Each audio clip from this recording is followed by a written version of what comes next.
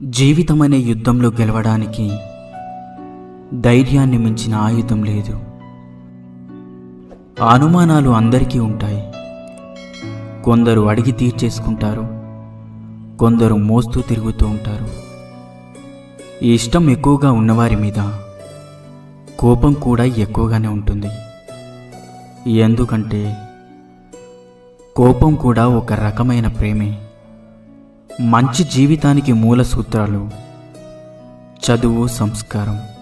చదువు ఎప్పుడూ తలదించనివ్వదు, సంస్కారం ఎప్పుడూ పడిపోనివ్వదు.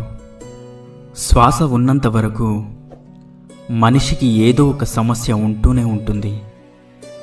ఏ సమస్య లేనప్పుడే సంతోషంగా ఉంటాను అనుకుంటే మనం సంతోషంగా ఉండేది ఒక్క సమాధిలోనే.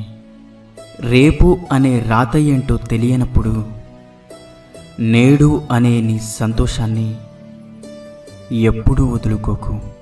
అదృష్టం తనంతట తానుగా వచ్చి తలుపు తడుతుందని అందరూ చెప్తూ ఉంటారు. నమ్మొద్దు. అది అవకాశం రూపంలో ఉంటుంది. దాన్ని వెంటాడు, సొంతం చేసుకో. అదే అదృష్టం అంటే. ఒకరి తలరాతను మంచిగా మార్చే శక్తి మనకు లేకపోవచ్చు, కానీ ఒకరు మన వల్ల సంతోషంగా జీవించేలా మార్చే శక్తి మనలోనే ఉంటుంది. అది కేవలం కల్మషం లేని మనసుతోనే సాధ్యమవుతుంది. పట్టుకున్నంత వరకు, తట్టుకున్నంత వరకే ఏ బాధైనా, ఏదైనా. ఒక్కసారి వదిలేసి చూడు, నిన్ను ఏదీ ప్రభావితం చేయలేదు. ఇల్లు బాగుండాలంటే బాధ్యత గల తండ్రి ఉండాలి. సమాజం బాగుండాలంటే బలమైన నాయకుడు ఉండాలి.